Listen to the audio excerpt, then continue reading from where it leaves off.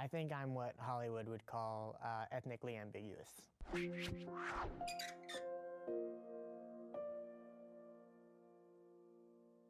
When nobody knows you're biracial, like it's this huge problem. What's going on, guys? It is Dual Perspective, and I'm back with another video, and we're going to look at this atrocity Buzzfeed has put out. And I know this is kind of old, but this kind of hits me with a weird point because I am also biracial, and it really doesn't fucking matter. So here we go.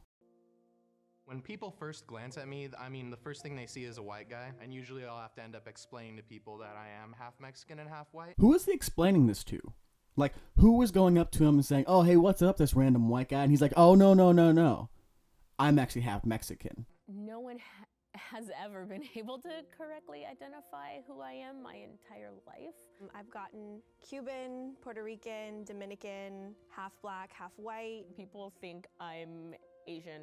Egyptian, Polynesian, Asian. Fully white or fully Asian. Almost everyone misreads me in some way. It's very hard to guess Danish and Indian from a first glance. Danish, really? Like, we're gonna guess Danish. 90% of Americans, or at least a good portion of Americans, that think of the word Danish, think of the pastry treat. I'm pretty sure that's French. And then we have the other people that are within this video, and they're like, "Oh, well, you know, it's just so hard being biracial." And the one lady looks like my school teacher who taught Spanish and had an Asian background. She looks almost exactly like her. Like, it's uncanny. And her biggest deal is that no one's been able to identify them. Like, why is it such a big deal that you need to be identified as a certain race? You have more than one.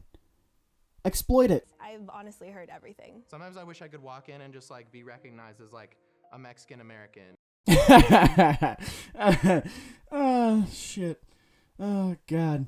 This is fantastic. Sometimes people will come up to me on the street and like start speaking Spanish frantically, and I can't respond because I don't speak Spanish. You know, this probably happened to him once when he was probably walking around and someone assumed he spoke Spanish, and he was like, "Oh no, I don't speak Spanish," and they either walked away or said, "Oh, sorry, well, this is what I was trying to tell you in Spanish, but in English." I find that depending on where I am, people read me differently. They tend to think that I'm whatever they are. People of a Hispanic background think I'm Hispanic.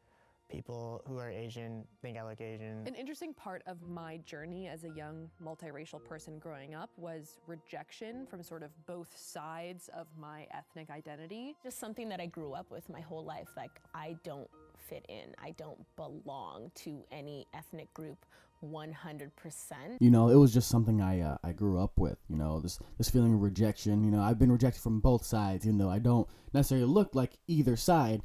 Like, anyone's going to think of Danish. I'm not going to get over that. I'm really not.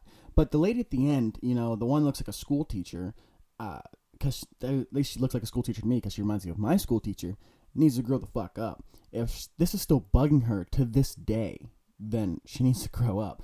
I grew up with this, you know, it stuck with me forever. Well, then you need to get over it.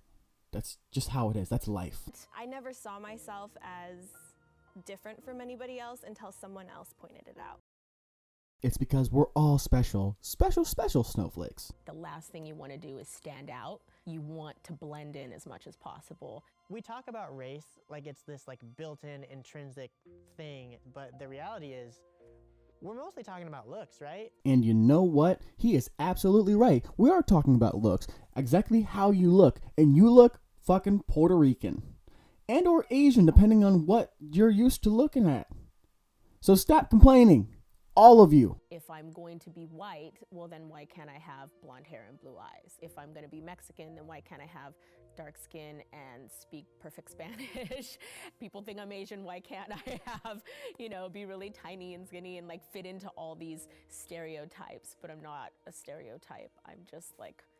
Okay, she's just a racist. That was the most racist bullshit I've ever heard. She just named out every single stereotype, and they're complaining about being stereotyped in the first place. That's it's such irony. Me. And for mixed people who sort of live in between the lines, we sort of just have to kind of be more than our racial background. Because us between the lines have to be more than whatever the race we are, because we have two races and we don't get to decide, you know, just because being a good person in the first place, which is very well laid out from childhood to adulthood and everything in between. You're pretty much told how to be a good person. So I don't see how that can't just be what it needs to be. You don't need to fit a mold that other people think you should fit. It's difficult learning that you don't have to decide what race you are. This guy does not want to be white so bad. It's really, really funny because he's like, I'm Mexican, guys. You don't get it. I am a minority. I am Mexican.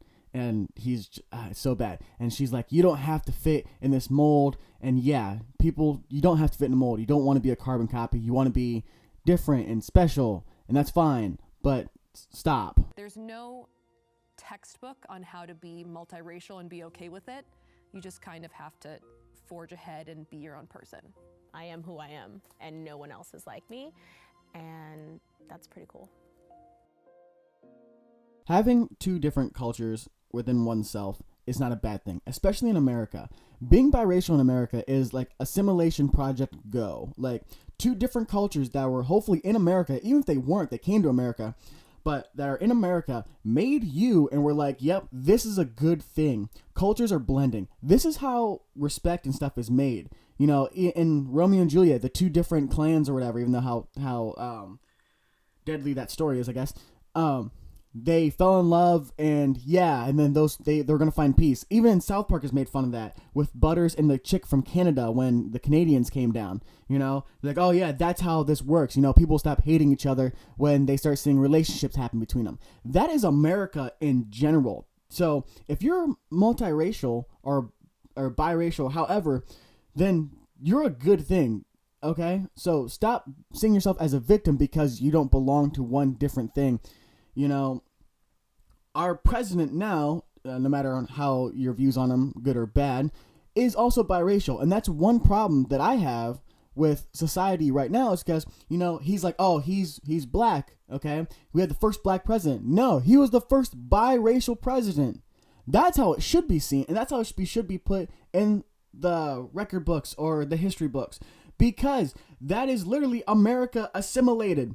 That is the biggest proof, but nope, he is black. And that's my biggest problem with that one. Do you disagree, agree, however it is? I will see you guys in the next video. Remember to like, comment, subscribe. Leave those comments and questions for me down in the description below. And if you think I'm totally off base on this video, go ahead and let me know about that too. I'll see you guys in the next video. This is Dual Perspectives. Remember to keep looking at it from both sides as best as you can. And I will see you later.